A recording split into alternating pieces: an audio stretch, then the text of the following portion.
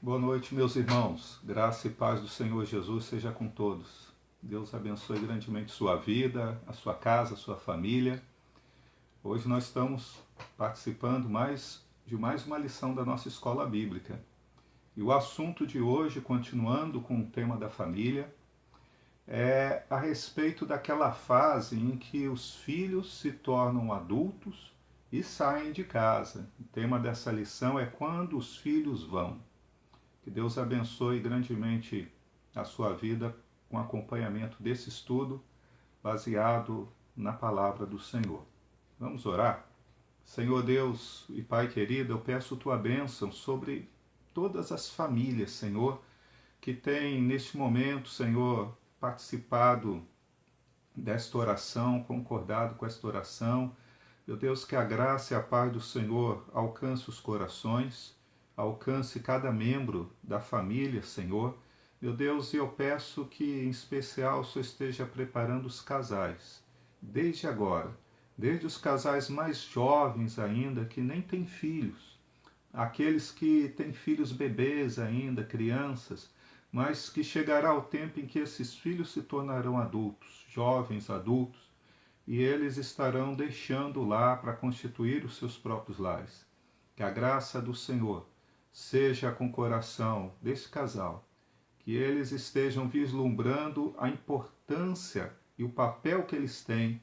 Como diz a tua palavra, ó Deus, que os filhos são como flechas na aljava de um valente.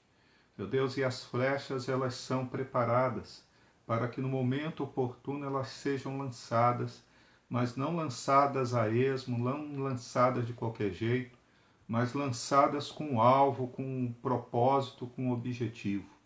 Que os filhos sejam preparados por seus pais, para quando alcançarem a idade adulta, eles tenham um alvo, tenham meta, tenham objetivos firmados, e que busquem isso alicerçados na tua palavra e na tua pessoa, Jesus, para que acertem o alvo, para que cumpra o teu propósito, e haja bênção e paz sobre cada lar, sobre cada vida. Em nome de Jesus nós te pedimos ao Espírito Santo que o Senhor nos dirija no estudo desta lição hoje. Fala conosco em nome de Jesus. Amém. Glória a Deus. Salmo de número 128 e o 129, eles falam a respeito da bênção que é a convivência familiar e um lar alicerçado na palavra de Deus. Eu quero ler só o Salmo 128. Nesse momento, diz assim: Bem-aventurado aquele que teme o Senhor e anda nos seus caminhos. Você comerá do fruto do seu trabalho, será feliz, e tudo irá bem com você. Sua esposa no interior da sua casa será como a videira frutífera. Seus filhos serão como rebentos da oliveira ao redor da sua mesa. Eis como será abençoado o homem que teme ao Senhor. Que o Senhor o abençoe desde Sião, para que você veja a prosperidade de Jerusalém durante os dias da sua vida. E veja os filhos dos teus filhos, paz sobre Israel. Glória a Deus. Salomão, ele escreveu lá em Eclesiastes, capítulo 3, versículo 1, está registrado, diz: tudo tem o seu tempo determinado, e há tempo para todo o propósito debaixo do céu. Há um tempo. Há o tempo de deixar pai e mãe, se unir à sua mulher e se casar. O homem e a mulher casarem, constituir o seu lar, sua família. Há o tempo de virem os filhos, o tempo da primeira infância, o tempo da adolescência, da juventude, da vida adulta e o tempo dos filhos saírem de casa. Há tempo para todo o propósito debaixo do céu, diz a palavra de Deus. Mas o tempo ele tem uma característica que é imutável. Né? O tempo passa e não volta. O tempo ele vai apenas para frente. O tempo não volta atrás. Eu acho muito interessante, eu acho muito legal os livros, os filmes de ficção científica que falam de viagem no tempo, quando alguém consegue voltar ao passado. Mas isso é impossível. O tempo, ele segue um destino para frente, ele não retrocede jamais. Né? Ainda que o homem conseguisse, quem sabe num futuro aí não tão distante, inventar uma máquina que viaje próximo à velocidade da luz, talvez ele conseguisse adiantar a sua viagem no tempo, mas somente para frente, nunca para trás. Porque o tempo não volta, essa é uma característica imutável. Cada momento ele é único na nossa vida, ninguém consegue voltar no tempo. Né? Já diz um ditado antigo que a água que passa por um riacho, ela nunca é a mesma. Né? Ela passa por ali, ela alcança um rio maior, ela alcança um oceano, mas ela nunca vai passar a mesma molécula de água ali naquele mesmo caminho de rio. A mesma ideia aplica-se aos nossos filhos. Eles nascem e pouco a pouco vão se integrando na vida da família. O casal que viveu os seus primeiros momentos ali juntos, só os dois, né? Não sabe o que é ter uma criança ali. Nós temos vários casais jovens na igreja, casais que não têm filhos ainda, e de repente chega um filho. E daqui a pouco a rotina está tão incorporada na vida dessa criança com o casal que ele já não consegue imaginar, né, parar para pensar na vida sem a presença da criança. Então vivem a nossa rotina do dia a dia, eles crescem e aí a gente mal percebe que cresceram. Um dia nos damos conta de que aquele bebê de ontem hoje é um adolescente, e o adolescente de hoje, ou melhor, de ontem, ele já é um jovem adulto hoje, e depois de tornarem-se adultos, eles saem da casa e vão constituir seus lares. Né? Nós vemos vários casais hoje na igreja, não vou estar citando o nome aqui agora, mas temos muitos casais jovens na igreja que nós conhecemos crianças, outros adolescentes, e hoje já são casados, já são pais, já têm seus filhos, já têm suas crianças, que logo vão se tornar adolescentes e depois adultos e vão seguir, né, o mesmo passo que seus pais seguiram, que nós seguimos.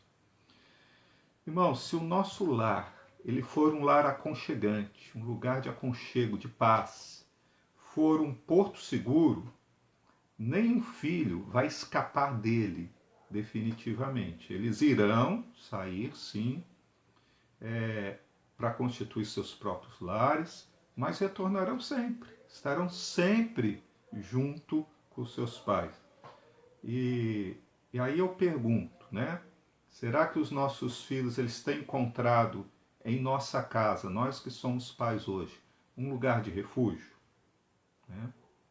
E ele será um lugar de refúgio se o nosso lar, nossa família estiver alicerçada na rocha, que é Cristo, que é a palavra de Deus. Deus é o nosso refúgio, diz o salmista.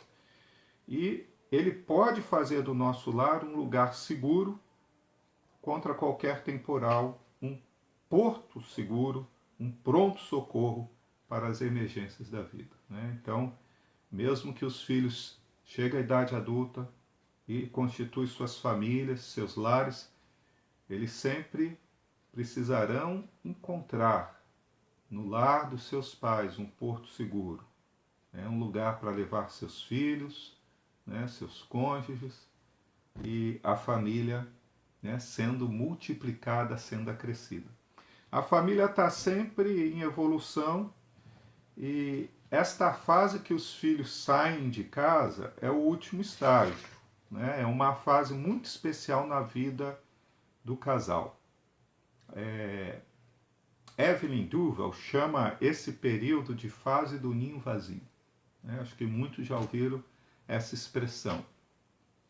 A fase do ninho vazio é quando todos os filhos já saíram de casa, se tornaram adultos, e o casal, que começou aquela família só os dois, volta ao estágio inicial, só os dois.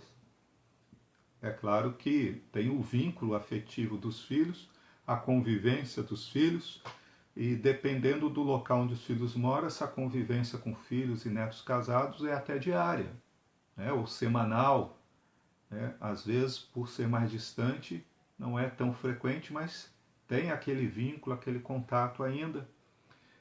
Tem situações em que, por circunstâncias, por necessidades, os filhos às vezes não saem de casa, né? Às vezes eles até casam, né, mas continuam morando com os pais. Essa não é a regra, essa é uma exceção, né?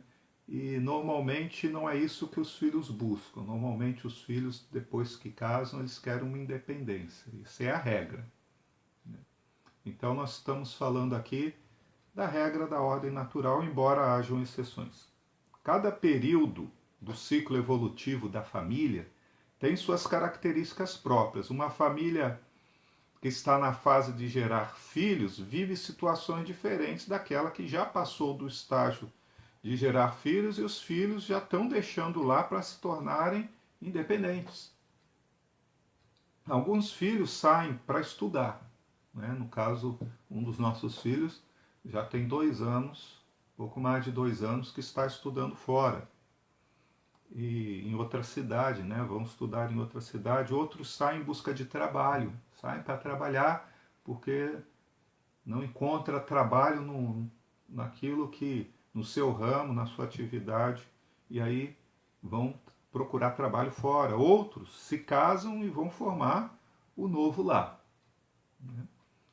Esse momento em que os filhos saem de casa, ele gera uma mudança repentina, porque a presença e as atividades do filho, desde que nasce, do filho, da filha, vai sendo incorporada à vida familiar, né? Então, quando o João Pedro, nosso filho, foi estudar fora, né, nós sentimos assim uma mudança de rotina, uma mudança no lar, e, e é uma mudança assim bem drástica, mas passa logo e a gente se adapta, né?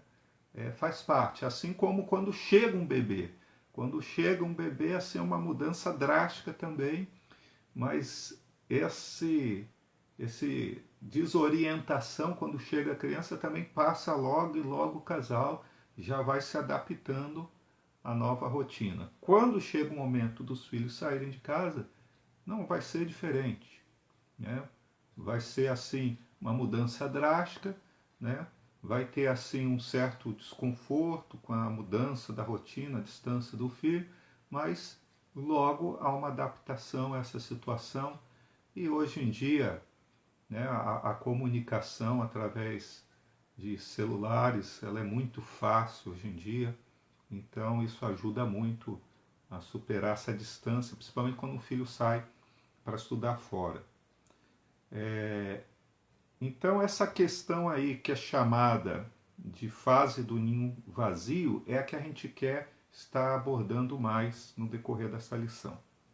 Nesse estágio em que o filho ou os filhos saíram, né, e, e o casal volta ao estágio inicial, estarem apenas os dois, é nessa fase aí do ninho vazio, é nesse estágio que a família é vista como o centro de partida da vida, ocasião em que o cordão umbilical é cortado definitivamente.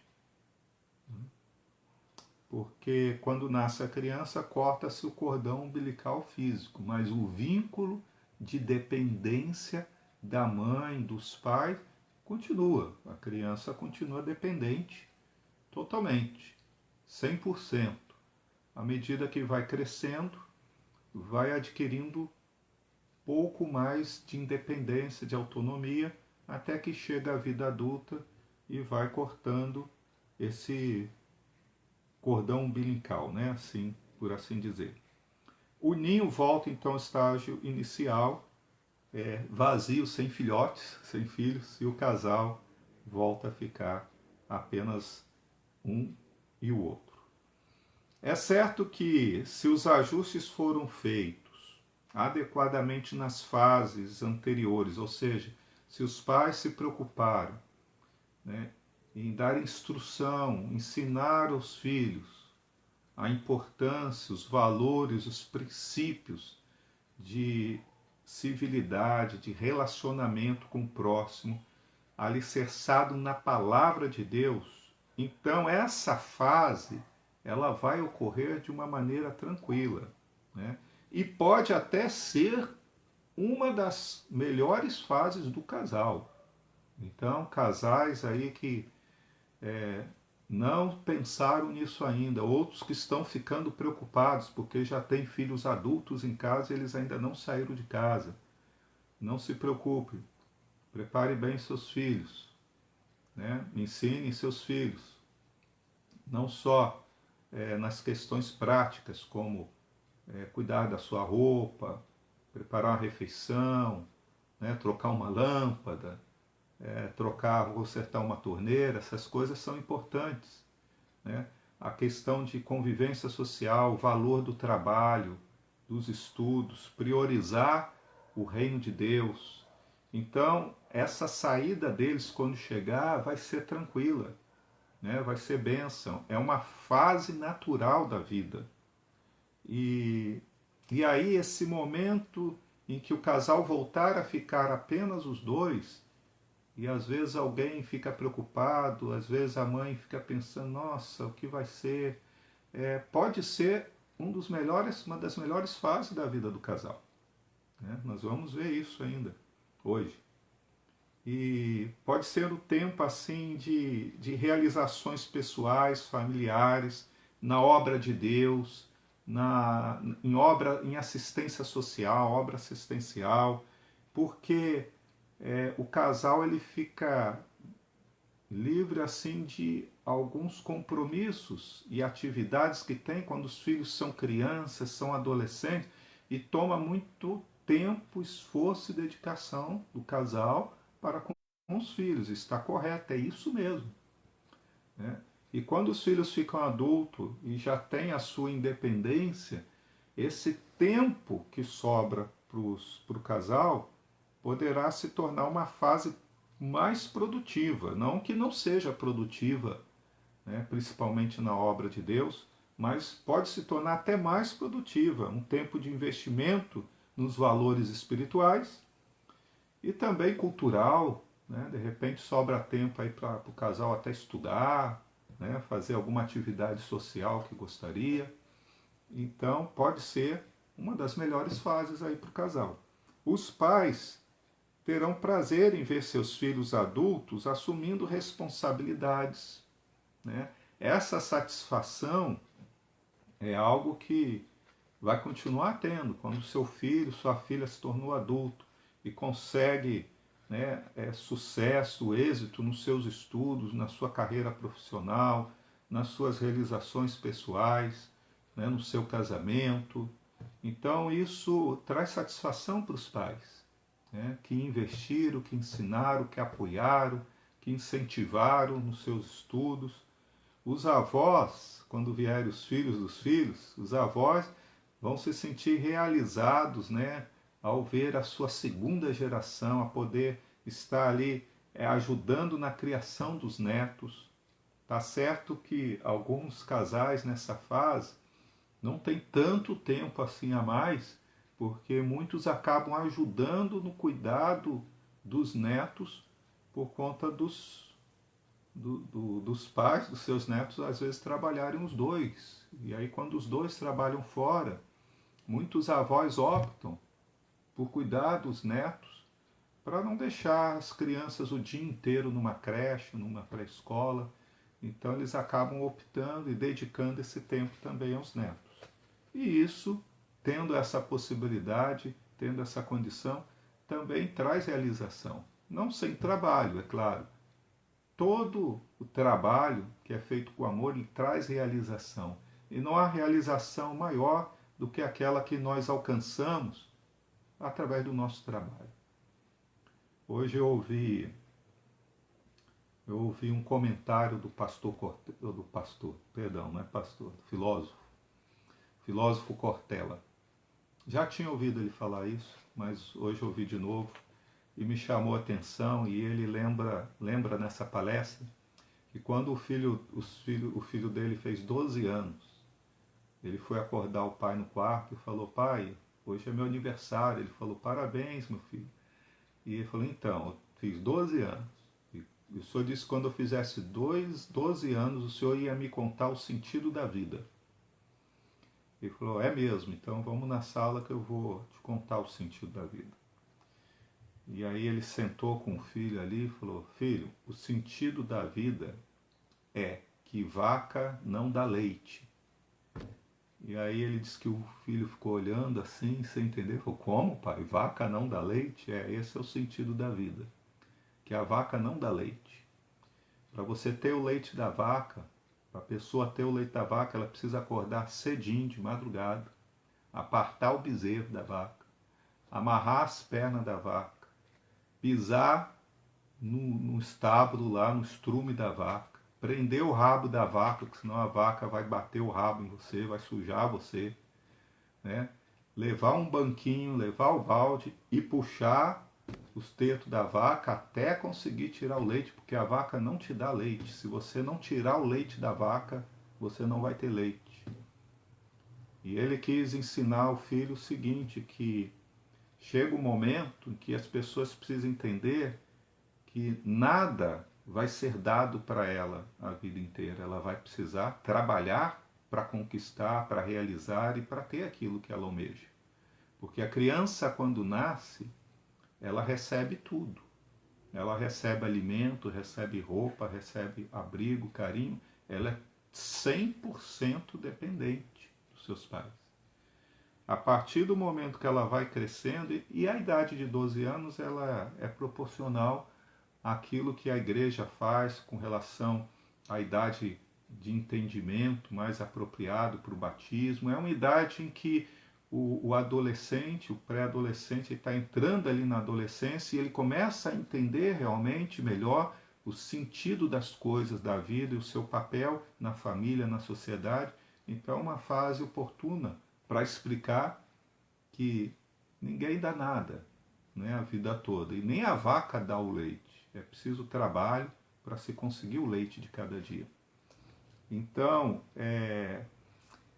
isso de ensinar aos filhos os valores vai preparar muito bem eles para quando chegar o tempo deles saírem de casa. Porque desde o momento oportuno, desde a pré-adolescência, adolescência, você já precisa estar ensinando esses valores comportamentais. E desde a infância, os princípios da palavra de Deus. Por que a maioria das pessoas hoje se preocupa tanto em deixar uma boa herança material para os filhos, mas deixa uma pobre herança espiritual? Né? A gente vê que há uma preocupação assim de muitos pais, na verdade, de deixar, por exemplo, dar uma boa educação para os filhos. Não, eu quero que meu filho, minha filha, se forme, termine os estudos, tenha uma profissão. Ótimo. Isso aí, embora não seja materialmente falando, é uma herança natural. Uma herança intelectual que você está fornecendo aos seus filhos. Outros que têm condições falam: poxa, eu quero deixar uma casa para os meus filhos, eu quero deixar um terreno para os meus filhos, quero deixar algum bem material para os meus filhos. Herança material, né? Eu vivi de aluguel tantos anos, eu quero pelo menos, né, ainda que seja tarde, mas comprar uma casa e deixar de herança para os meus filhos. Mas e a herança espiritual? Essa é a fundamental. Alguns dizem assim: o conhecimento ninguém tira. Isso é muito importante, investir nos estudos dos filhos. Mas com conhecimento, o conhecimento não garante que a pessoa vai ter uma vida abençoada, vai ter um lar abençoado, uma família feliz, uma vida longe de vícios, de drogas, né? E não vai garantir a salvação eterna. Então, bens materiais, se puderem deixar, é importante. A Bíblia diz que os pais entesouram sim para os filhos, mas o mais importante é uma herança espiritual. E a herança espiritual nós vimos em lições anteriores. Os pais precisam ensinar os filhos no caminho. Ensinar o caminho da casa do Senhor, cultuar a Deus, orar em casa, ler a Bíblia em casa, aplicar os princípios da honestidade, integridade, né, do amor ao próximo no dia a dia, na rua, no meio da família, para que os filhos aprendam.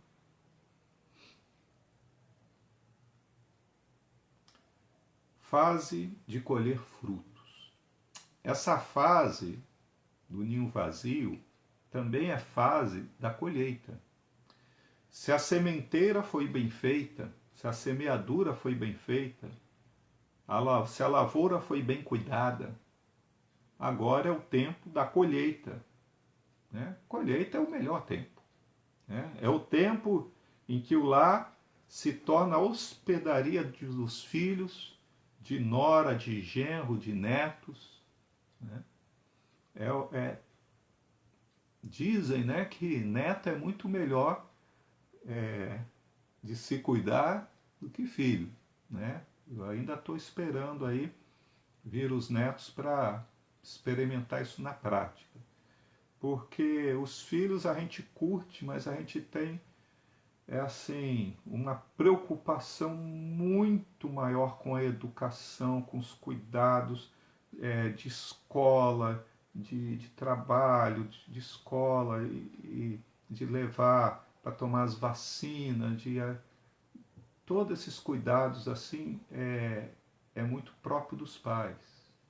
Né? E os avós normalmente delegam, precisam delegar isso para os pais, viu? E mesmo os avós que cuidam dos filhos, para os seus filhos trabalhar, cuidam dos netos para os seus filhos trabalhar, porque isso é responsabilidade de pai, não é de avô nem de avó. E pode curtir um pouco mais, né, os netos, sem tanta preocupação com essas coisas que tem que ficar a cargo dos pais. O casal, duas pessoas moldadas, né, pelos anos, recebe os filhos casados para compartilhar experiência. Os filhos vêm em busca de conselho e orientação. Os pais aproveitam o potencial dos filhos para se atualizar com as modernidades, tecnologia, né? Os netos se deliciam com as histórias do avô, história da avó, né? Os avós ficam encantados com a esperteza dos netos. Nossa, como meu neto é esperto, como minha neta é inteligente. E eles se encantam que as crianças conseguem falar, desenhar, argumentar, mexer nos dispositivos eletrônicos. E é uma fase gostosa isso. Esse é o tempo de Deus para nós. Né? O tempo de Deus é que a gente chegue nessa fase, todos cheguem nessa fase dos filhos deixarem o lar e chegarem os netos. E aproveitar bem isso. Isso é uma fase de colher frutos, de realização na vida do casal. Tempo de contar as bênçãos, de compartilhar as experiências de uma longa vida pautada pela abundância da graça de Cristo. Olha que bênção, né? O Salmo 127 e o 128 que nós lemos são testemunhos da colheita, das bênçãos de um lar edificado no Senhor. Eles contam da felicidade da vida familiar quando o pai é temente a Deus e anda na sua vontade, na vontade de Deus. Diz o salmista que o homem que teme ao Senhor, anda nos seus caminhos, será abençoado como esposa frutífera e filhos fortes. Esses filhos serão uma alegria no lar, gerando seus próprios filhos, e todos se sentirão felizes quando estiverem em torno da mesa, em comunhão, para uma refeição. Né? É a bênção que Deus tem para a família.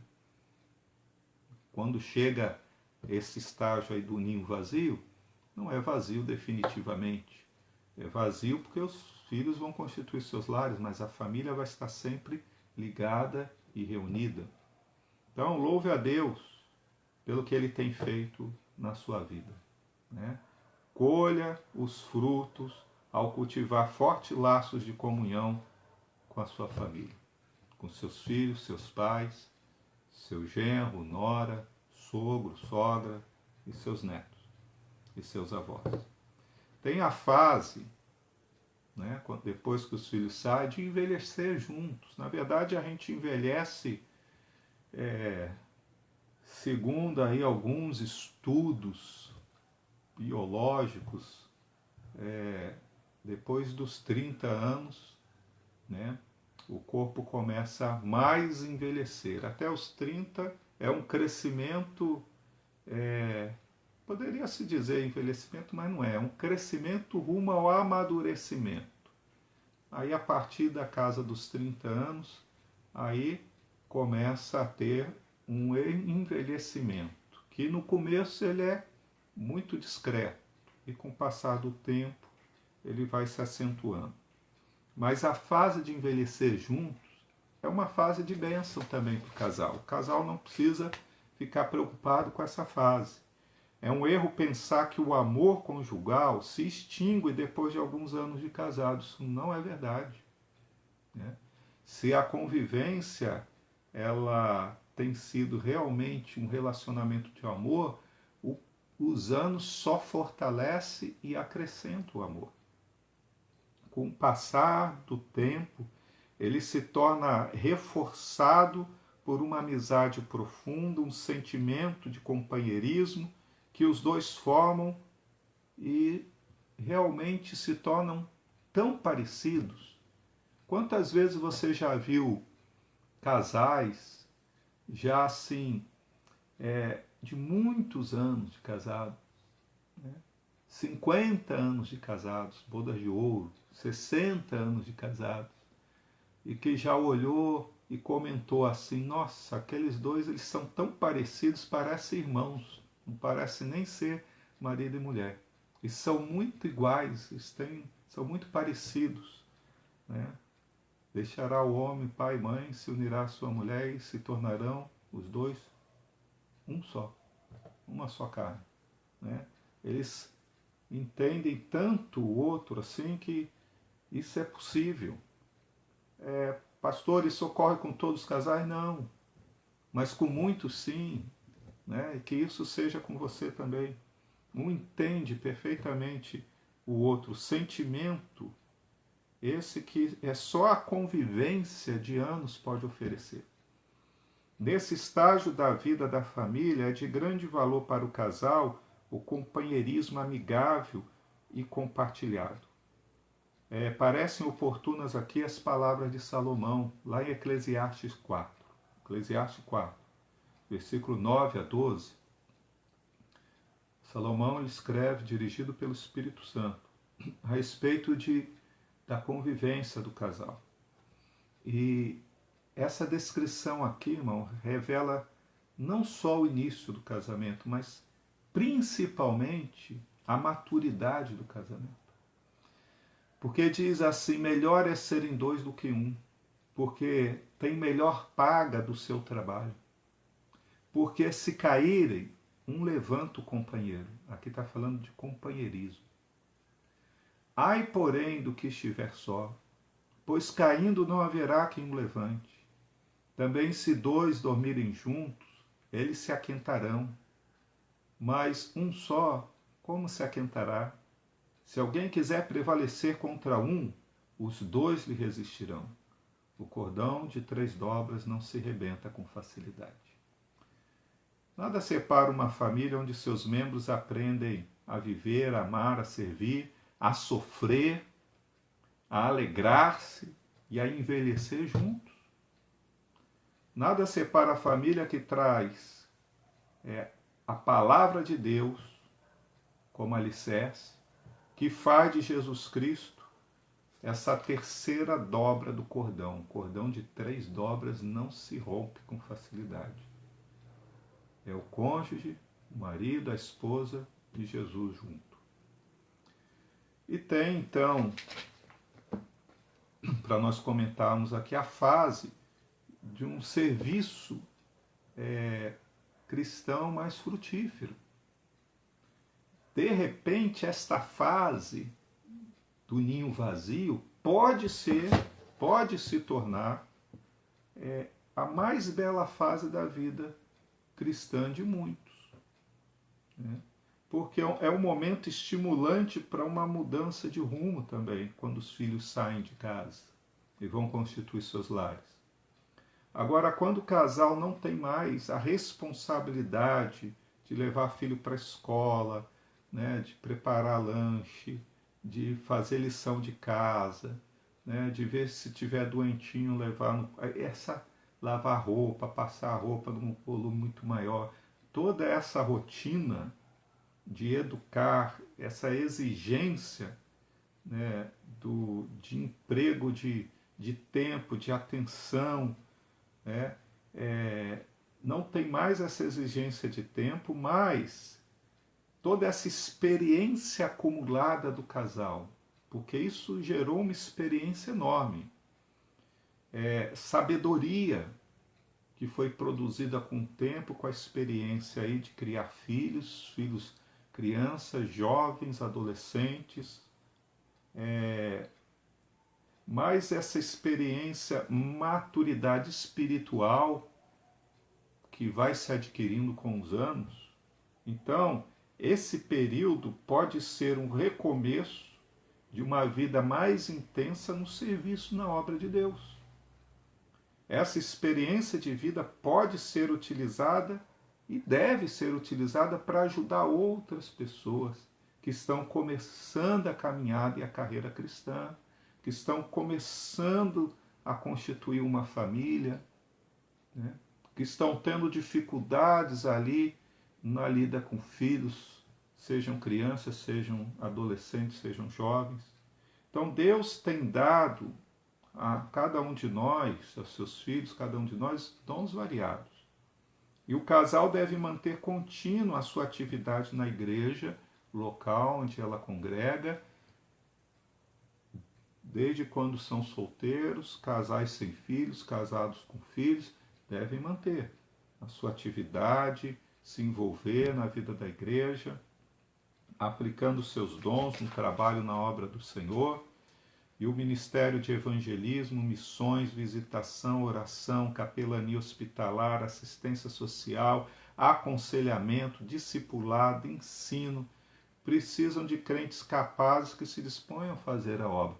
E crentes que já estão assim, nesta fase em que os filhos deixaram já a convivência do lar e que não estão assim integralmente dedicados ao cuidado dos netos, principalmente, porque há muitos casais que os filhos deixaram lá, mas eles têm ainda integralmente cuidado dos netos, né? E aí tomam bastante tempo.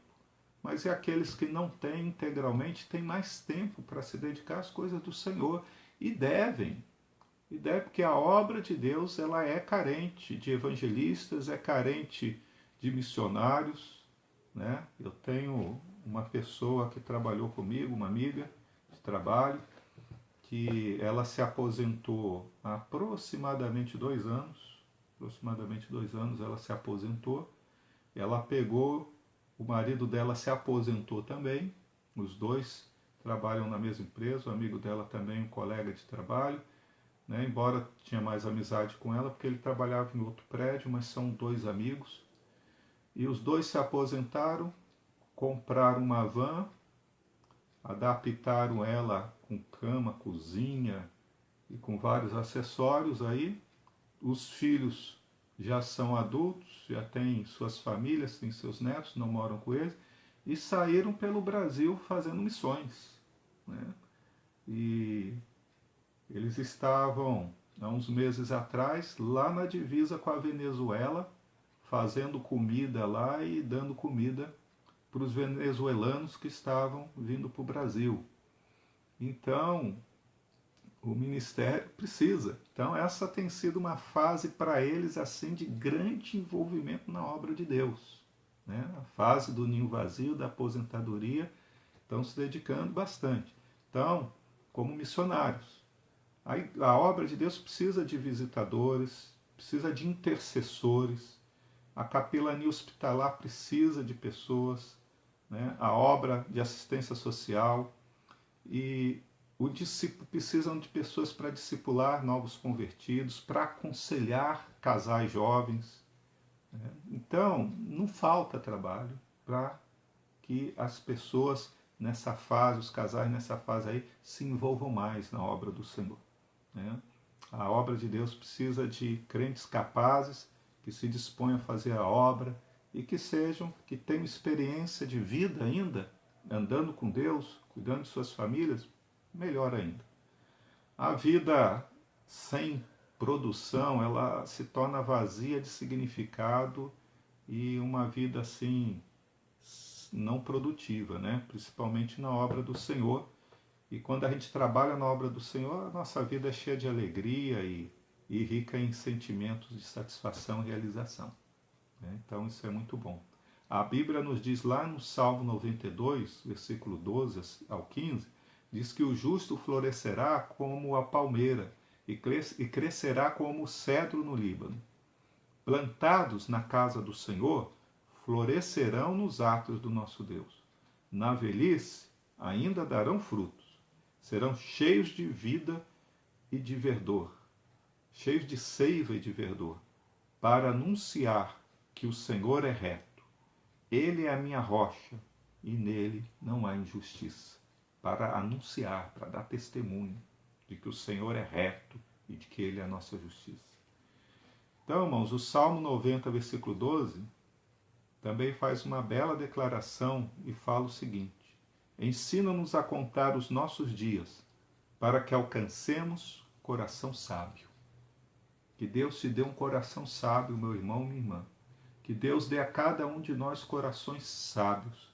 Que o Senhor nos ensine e nos ajude a saber contar os nossos dias, a discernir os tempos, as estações do casamento, da nossa vida aqui nessa terra, de tal maneira que adquiramos sabedoria. O crente deve saber aplicar da melhor maneira possível a breve vida terrena que Deus lhe dá, de forma que alcance um coração sábio, porque esses dias que temos nessa terra são breves. E as melhores realizações que nós temos é quando nós estamos vivendo em comunhão no corpo de Cristo e em família, né? Então que Deus nos dê sabedoria para unirmos essas duas coisas, vivermos em família na comunhão do corpo de Cristo. O que você está fazendo hoje para servir ao Senhor? E ao próximo? O que você tem feito? Que novo trabalho Deus tem te dado na seara dele, né?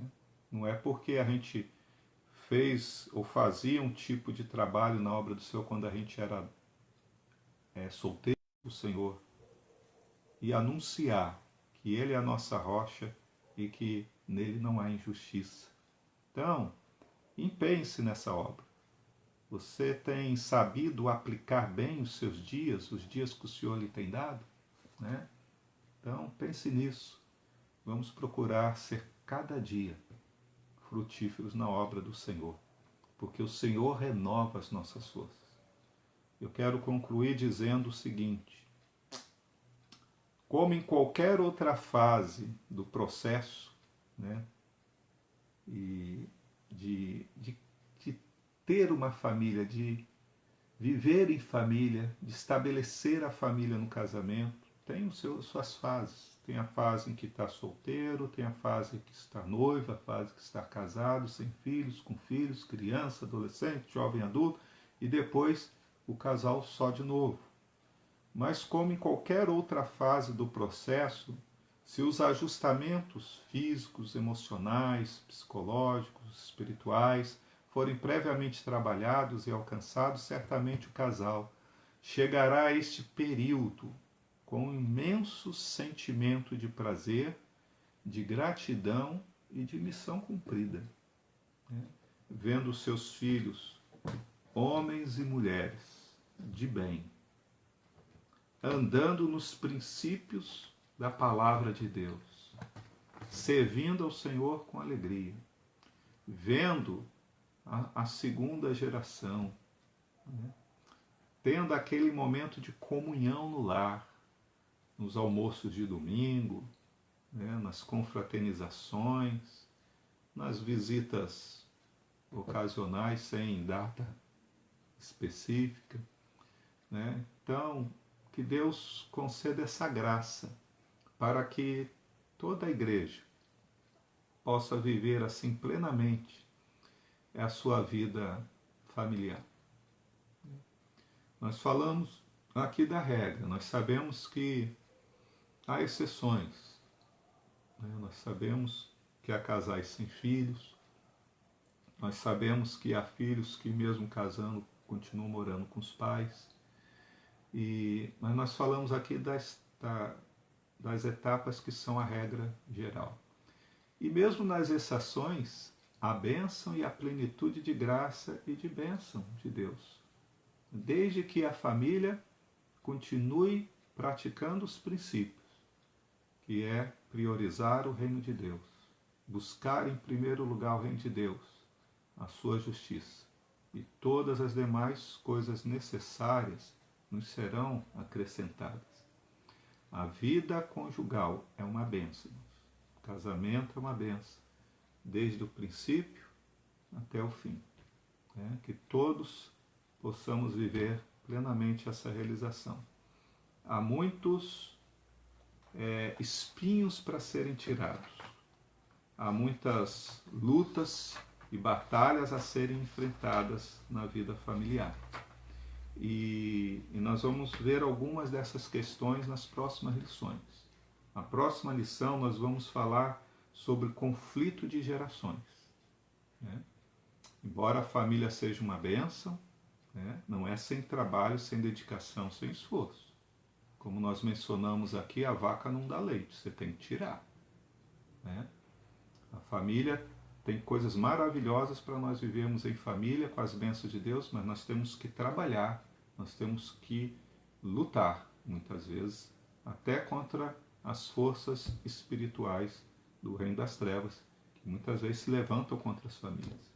Mas na próxima lição nós queremos falar, permitindo Deus, sobre conflitos de geração. Que Deus nos dê graça e sabedoria para saber lidar com os conflitos de geração. Deus abençoe a sua casa, meu irmão, minha irmã. Deus abençoe o seu lar. Deus abençoe grandemente a sua família, em nome de Jesus. Senhor Deus e Pai, abençoa cada lar, cada família, Senhor, que tem ouvido esta mensagem. Abençoa as famílias da tua igreja, Senhor, da Igreja Evangélica de Presidente Prudente. Ordena a bênção, Senhor. Meu Deus, paz, dá sabedoria aos pais para instruírem os seus filhos no caminho do Senhor. Nos dê sabedoria, Pai, para instruir nossos filhos, para que quando chegar o momento deles constituírem suas próprias famílias, seus próprios lares, nós possamos ficar tranquilos, despreocupados, meu Deus, sabendo e vendo que eles têm andado nos caminhos do Senhor e têm sido prósperos e bem-sucedidos, felizes e realizados. Nós pedimos, Senhor, a tua bênção e te damos graças em nome de Jesus. Deus abençoe em nome do Senhor Jesus.